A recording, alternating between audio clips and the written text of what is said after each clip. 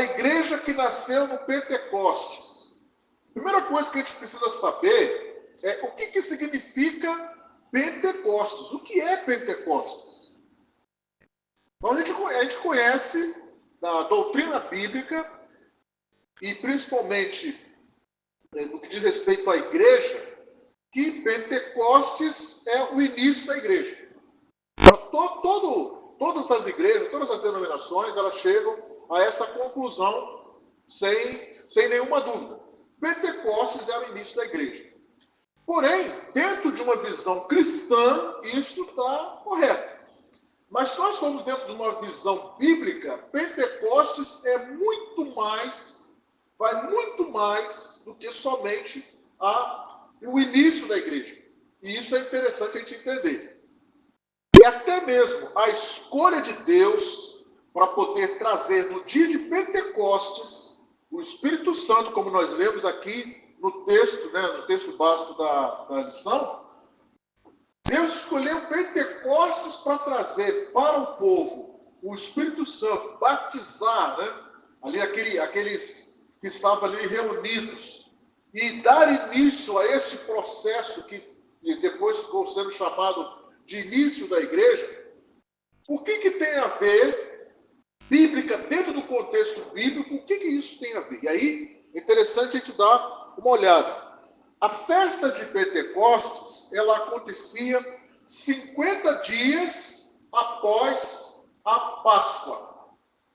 Então, já começa tendo uma ideia. E a festa de Pentecostes era uma das 7 festas que Deus instituiu como festas santas.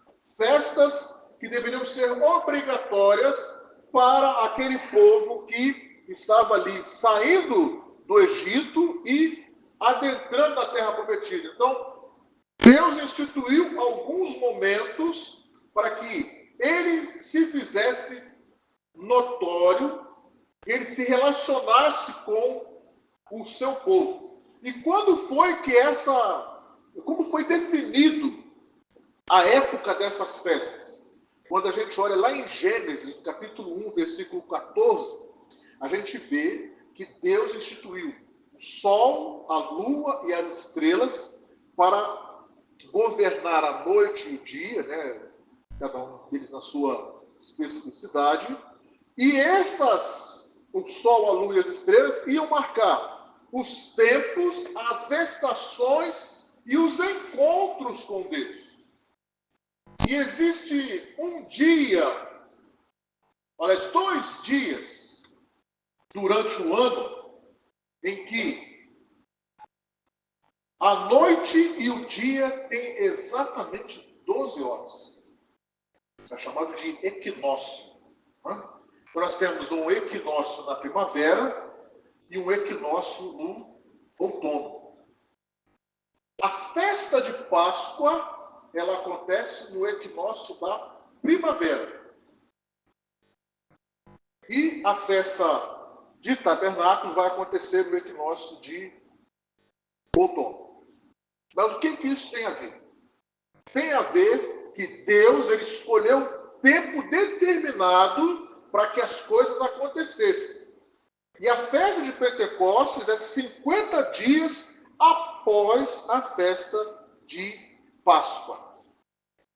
E ela acontece no mês de Sivan, lá em Israel. Dentro do calendário bíblico, Sivan é o 3º mês. E o 3º mês, a palavra Sivan, que veio da origem quando o povo estava na Babilônia, Sivan significa boa época. Uma boa colheita, ou uma boa comemoração, um bom momento, que é uma palavra que significa Sivan. E aí, para que a gente possa entender o que aconteceu em Pentecostes, eu vou pedir para que os irmãos abram a sua Bíblia em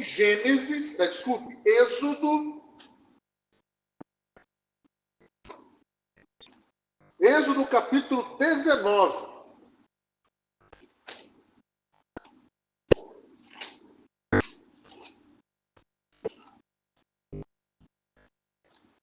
Êxodo 19.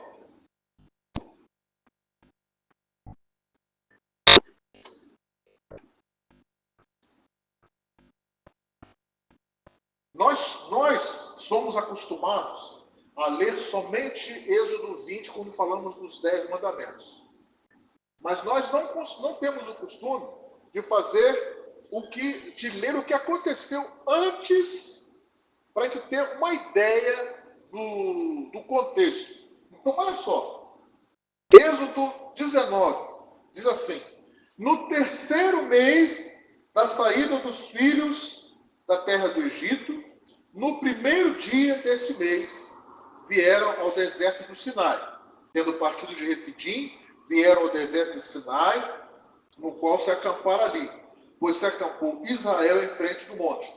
Subiu Moisés a Deus, e do monte o Senhor o chamou e lhe disse: assim falarás à casa de Jacó, anunciarás aos filhos de Israel: tendes visto o que fiz aos egípcios, como os levei sobre as asas de água asas de águia, e vos cheguei a mim? Agora, pois, se diligentemente ouvirdes a minha voz e guardardes a minha aliança, então sereis a minha propriedade peculiar dentre todos os povos, porque toda a terra é minha. Vós me sereis reino de sacerdotes e nação santa. São estas as palavras que falarás aos filhos de Israel. Então, olha só. Vamos começar a fazer uma ligação do que aconteceu nesse episódio com o que aconteceu em Atos 2. Primeira coisa, Atos 2 é o início da igreja. Certo? Aqui, Deus chama Moisés e fala só: olha, Moisés, fala para o povo que eu quero fazer deste povo uma nação de sacerdotes. Sereis reino de sacerdotes e nação santa. Eu quero perguntar aos irmãos: alguém lembra de algum texto do Novo Testamento que fala sobre sacerdócio, reino de sacerdócio, nação santa? Alguém fala? Alguém lembra aí? Hebreus?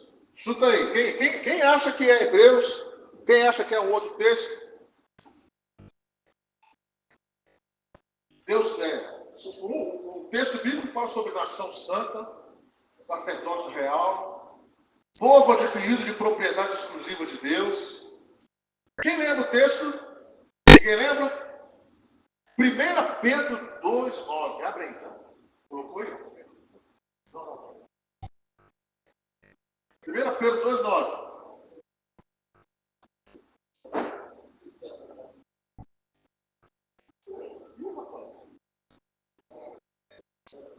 Que legal, hein? Aí, irmão, pronto. É um vento, né? Mas então, 1 Pedro 2,9. Abre aí. Leia.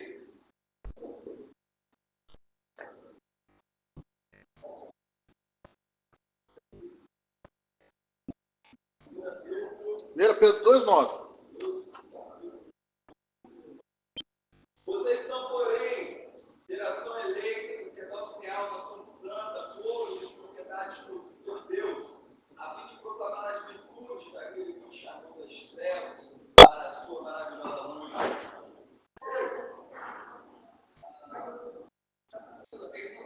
Tá bom. É isopor. Então, pessoal, olha só. O texto de 1 Pedro 2,9, que é direcionado para a igreja, tá? Está confirmando aquilo que Deus falou para o povo lá no deserto, no Monte Sinai, que ele queria. Moisés, fala para o povo: eu quero fazer deste povo um reino de sacerdotes, uma nação santa. Tá? Aí vamos continuar lendo o texto eu quero fazer uma ligação desse texto com o texto lá de Atos 2. Então, versículo 7. Veio Moisés, chamou os anciãos do povo e expôs diante dele todas as palavras que os senhores haviam ordenado. Então o povo respondeu a uma: tudo o que o Senhor falou, faremos. Moisés relatou ao Senhor as palavras do povo. Diz o Senhor a Moisés: eis que virei a ti numa nuvem escura, para que o povo ouça quando eu falar contigo, e para que também creiam sempre em ti, porque Moisés tinha anunciado as palavras do seu povo ao Senhor. Versículo 10, Êxodo 19. Disse também o Senhor a Moisés: vai ao povo e purifica-o, hoje e amanhã. Lavem eles as suas vestes e estejam prontos para o terceiro dia. Porque no terceiro dia, o Senhor, à vista de todo o povo, descerá para o monte. Marcarás em redor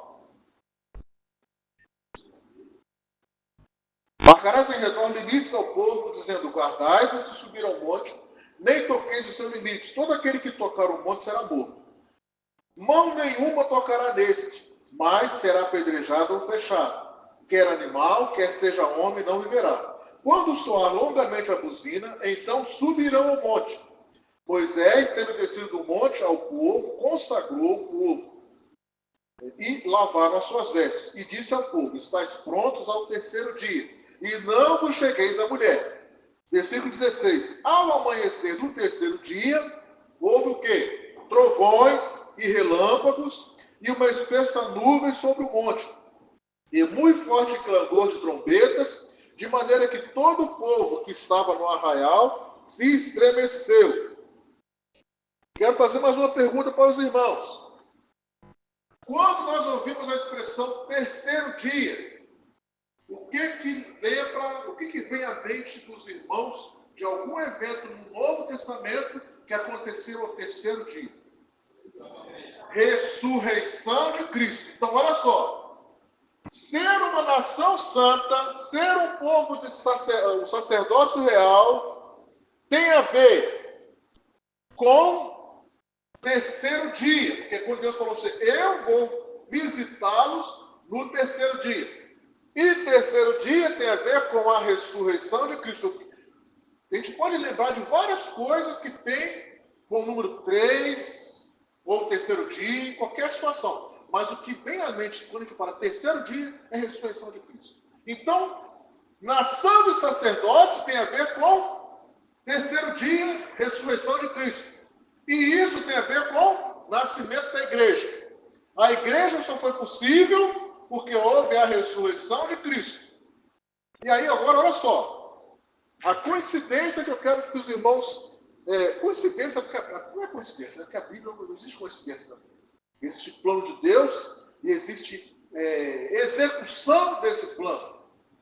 Versículo 17.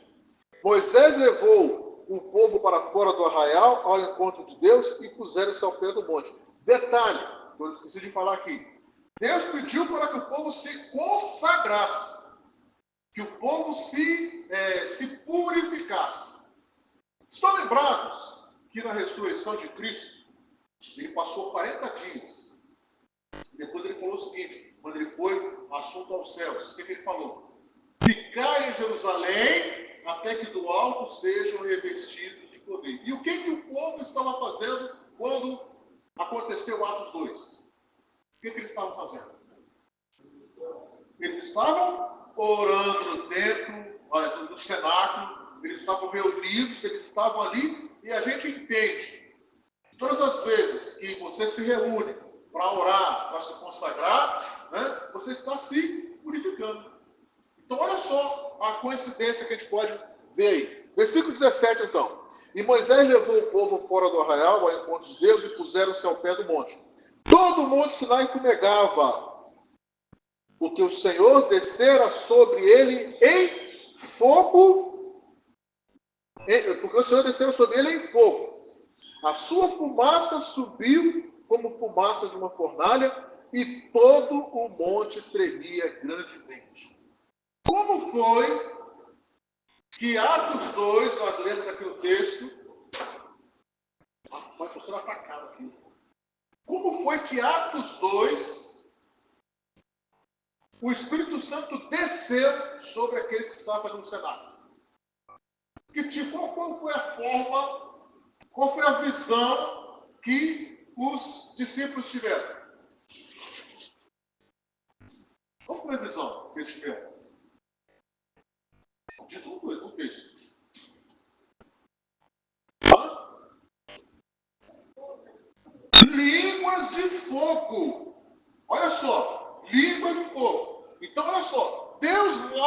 deserto, desceu em fogo sobre o monte para fazer alguma coisa com o povo ali, para conversar com o povo, no terceiro dia. E quando chega em Atos 2, o Espírito Santo desce como línguas de fogo. Tá? E o que aconteceu também? Havia fumaça e todo o monte tremia grandemente. Quando nós lemos o texto de Atos, nós vemos que houve um vento impetuoso, eles sentiram o lugar tremer e viram sobre a cabeça de cada um deles línguas como de fogo. O que a gente pode, qual a ligação que a gente pode entender? Deus queria fazer uma nação de sacerdotes e ele desceu lá no deserto como fogo sobre o Monte Sinai. Deus, no Atos 2, institui a igreja descendo com o Espírito Santo como línguas de fogo em cada um dos discípulos. Estavam ali presentes, os 120 que estavam presentes ali no cenáculo. Vamos continuar. E aí a gente vai no texto de Êxodo. Fala assim, versículo 19. E o clamor da trombeta ia aumentando cada vez mais. Moisés falava e Deus respondia no trovão. Descendo o Senhor para o cimo do monte Sinai, chamou o Senhor a Moisés para o cimo do monte, e Moisés subiu. E o Senhor disse a Moisés: desce e adverte o povo, para que não ultrapasse o limite até o Senhor para vê-lo, a fim de que muitos deles não pereçam. Também hão de se consagrar para que o Senhor não os fira. Então disse Moisés ao Senhor: o povo não subirá ao monte Sinai, porque tu nos advertiste, dizendo: marca limites ao redor do monte e consagra. Versículo 24. Replicou o Senhor: vai, desce, depois subirás tu e Arão contigo os sacerdotes. Porém, e o povo não transpassem o limite para subir ao Senhor, para que não os fira. Versículo 25. Desceu, pois, Moisés ao povo e lhe disse isso. E o que aconteceu depois? Depois que Moisés desceu e falou com o povo todas essas orientações, subiu Moisés e Arão até uma determinada parte do morro, e Moisés subiu até o cume do morro, e o que aconteceu?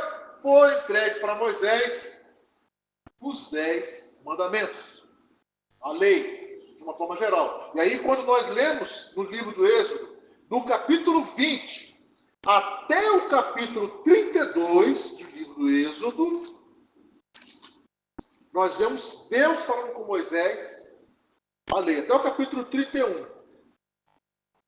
Quando chega no capítulo 32, é quando Moisés desce, e aí é aquele episódio que a gente conhece. Que Moisés desce, né, com as tábuas da lei, e aí o povo está fazendo aquela festa. Por quê? Porque esse período, do capítulo 20 até o capítulo 32, 31, Moisés ficou no monte 40 dias, e o povo ali embaixo esperando. E quando Moisés desce, o povo tinha feito o quê? Um bezerro de ouro, e estava adorando, e aí Moisés chega, quebra as tábuas da lei, e aí acontece aquele episódio que a gente conhece. Então, agora, olha a diferença. A diferença é que Deus em Cristo fala para o povo, para os discípulos: olha, eu vou ao Pai, e quando eu for, eu vou mandar o Espírito Santo para que ele vos ensine tudo aquilo que vocês devem aprender. E aí vocês serão minhas testemunhas. Aonde? Jerusalém, Judéia, Samaria, né? E os confins do mundo. E os discípulos ficaram da mesma forma, esperando. Quando o Espírito Santo desceu, os discípulos, diferentemente do povo, aí fazendo uma comparação, quando Moisés desceu do monte, o povo estava fazendo uma festa com um bezerro de ouro. Quando o Espírito Santo desceu, os discípulos estavam aguardando em oração, em consagração. Qual foi a diferença? O povo de Israel não conseguiu manter a promessa de tudo aquilo, né? Ele fala, olha, tudo aquilo que o Senhor falar, nós vamos fazer. O povo de Israel não conseguiu manter a promessa de ser arauto, de ser nação santa, de ser povo para poder ser um reino de sacerdotes.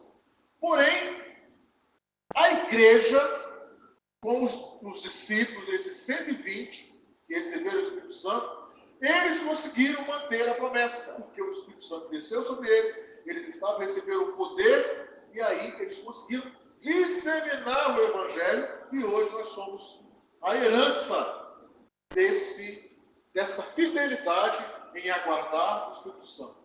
Então, o Pentecostes, né, fiz toda essa ligação aí, para que a gente possa entender que Pentecostes é uma das festas de Deus para o povo de Israel, e significa o quê? Deus está descendo para trazer uma novidade para o povo. Lá no deserto, ele desceu e trouxe a lei. No Novo Testamento, houve a descida do Espírito Santo e trouxe poder para os discípulos. E aí, quando você começa a ler, a partir de Atos 2, você começa a ver a manifestação do Espírito Santo na vida dos discípulos. O que aconteceu? Quem lembra o que aconteceu com os discípulos logo depois que eles receberam o Espírito Santo? Quem lembra? Começaram a falar, começaram a evangelizar. O primeiro sinal foi o quê? Aquelas pessoas que eram de diversas nacionalidades começaram a ouvir os discípulos falarem, cada um na sua língua. O texto diz, nós lemos aí, né? Tinha medos, né? Olha só. Cadê? Partos, medos, elamitas, e os que habitam na Mesopotâmia, Judéia, Capadócia, e Ponto, e Ásia, e Frígia, e Panfilha, Egito e parte da Líbia, junto a Cirene, forasteiros romanos, tanto judeus como prosélitos, cretenses, árabes, todos temos ouvido em nossas próprias línguas falar das grandezas de Deus. Tudo aquilo que era desejo de Deus acontecer lá no deserto, o povo chegar na terra prometida e fazer isso aqui, não aconteceu no período do Antigo Testamento, mas aconteceu depois de Atos 2. E aí então agora, tendo esta visão, tá? Aí agora a gente pode entrar no texto da lição. Agora que a gente vai começar. Marli, agora que a gente vai começar, viu, Marli? A Marli fica brava comigo quando eu faço isso, né? Falo meia hora e depois agora que a gente vai começar. Né? Então agora, tendo essa visão do que significa Pentecostes, a gente pode entrar no texto da lição e aprender o que ele está dizendo aqui. Então, por exemplo, a introdução diz assim, ó, a igreja nasceu no dia de Pentecostes. Aí eu pergunto para os irmãos, no coração de Deus, quando foi que a igreja deveria nascer? Lá no Antigo Testamento. Lá com o povo no deserto. Ele queria que lá o povo já fosse uma nação de sacerdotes. Só que faltou o quê? Faltou esse contato direto que o Espírito Santo tem conosco. Havia sim um desejo de Deus que isso acontecesse lá, mas ele foi preparando para que tudo viesse a ser cumprido com a igreja em Atos 2. Então a igreja, ela nasceu verdadeiramente no dia de Pentecostes, mas no coração de Deus ela começou a nascer quando Deus escolheu o povo de Israel para ser um arauto, para ser uma nação de sacerdotes, né? Então esse evento marcou o início de uma nova era, a era da igreja, né? E aí nós vemos o texto que nós lemos, Êxodo 19 e 1 Pedro 2, 9. Ponto número 1 da lição diz assim: a natureza do Pentecostes bíblico.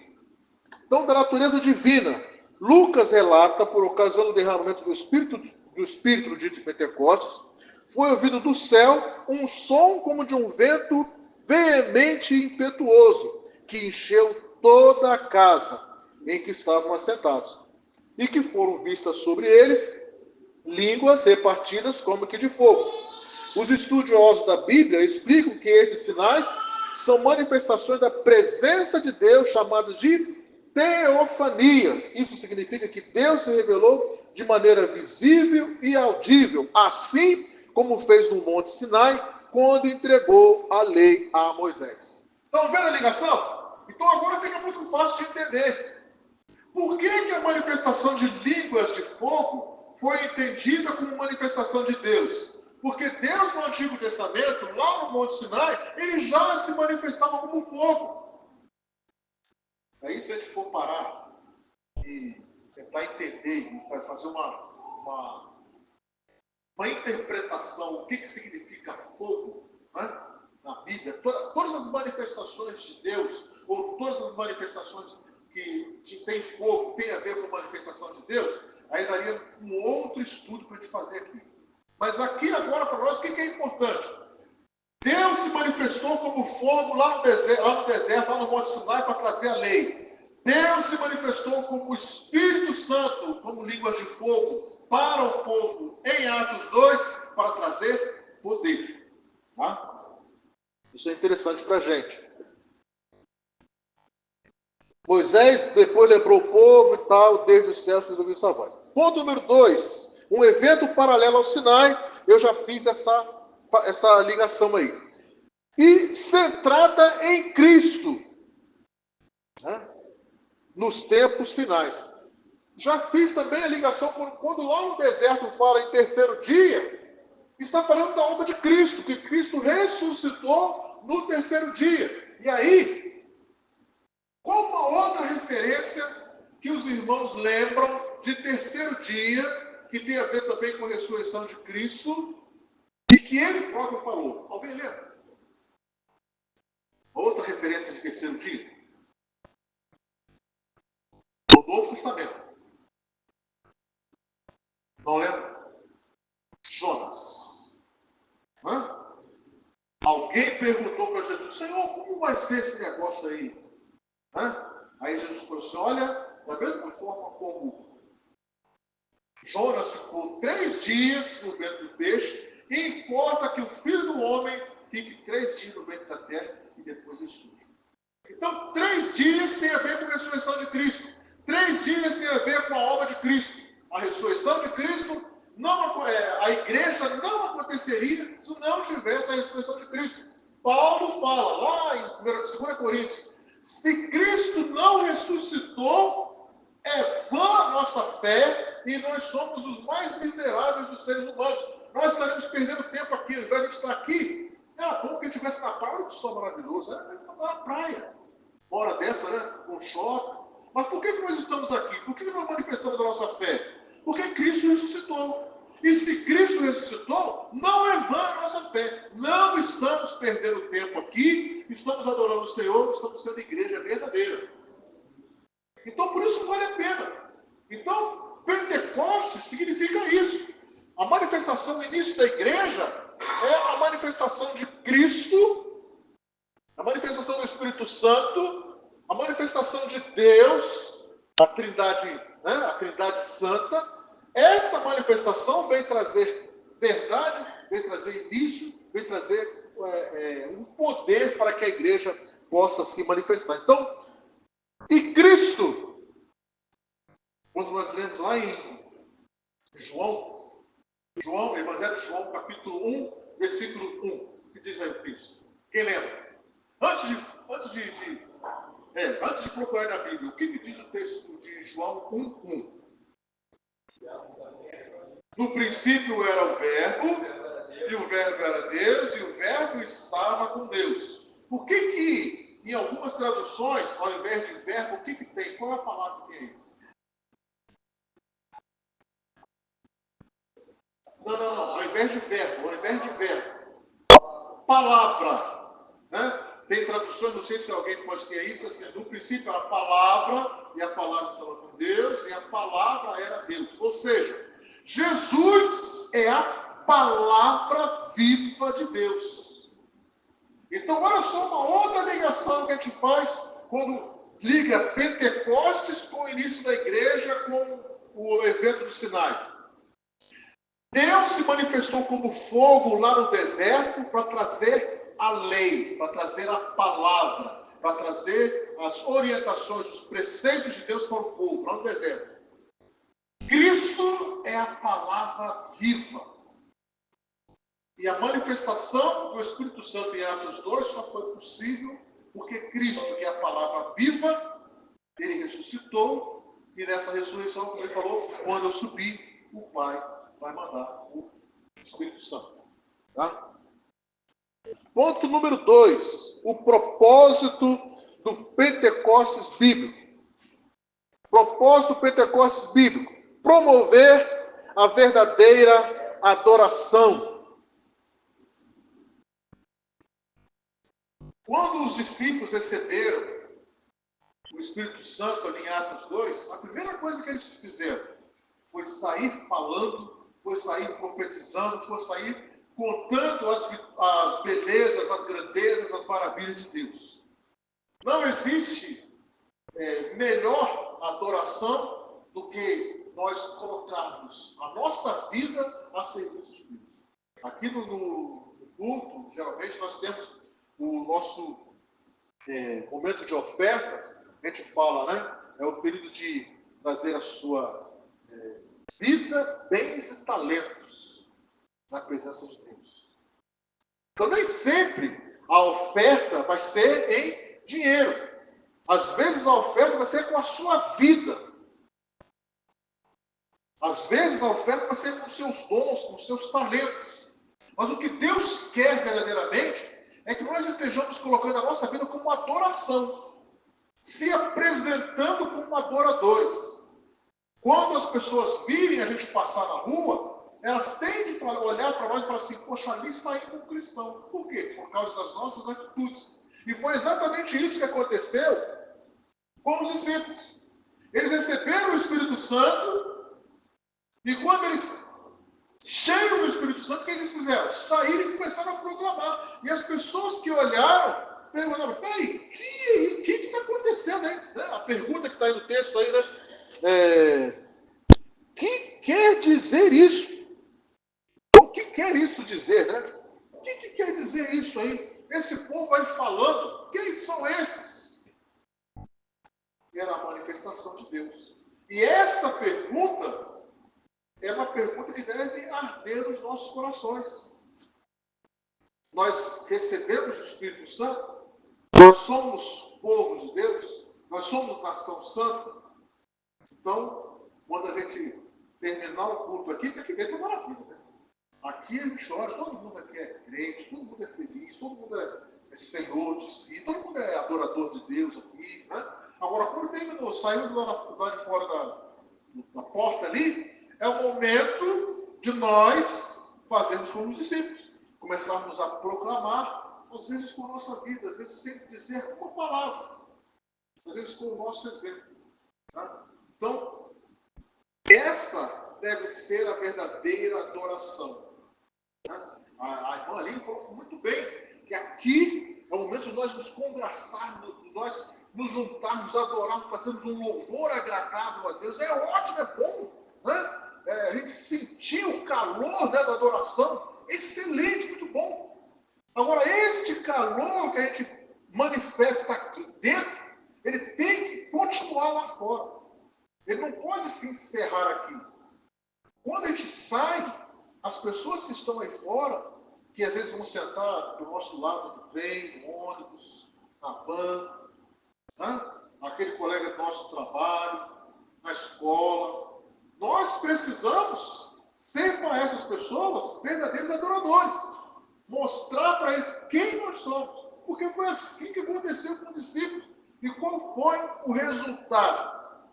Nós olharmos mais à frente no texto de Atos, diz que Deus ia acrescentando a cada dia o número dos que iam sendo salvos. Por quê? Porque eles olhavam e viam o povo de Deus manifestando a adoração a Deus. Né? Então, isso que é interessante. Poder para testemunhar, já falamos, né? A igreja deve guardar com esperança, mas também cumprir a sua missão de fé. Características do Pentecoste bíblico. Quais são as características? Uma experiência específica. Aqui, o texto da lição fala, em Atos, o derramamento do Espírito Santo no dia de Pentecostes é mostrado como o batismo do Espírito Santo dos crentes. Aquele dia, o Senhor Jesus batizou quase 120 pessoas do Espírito Santo.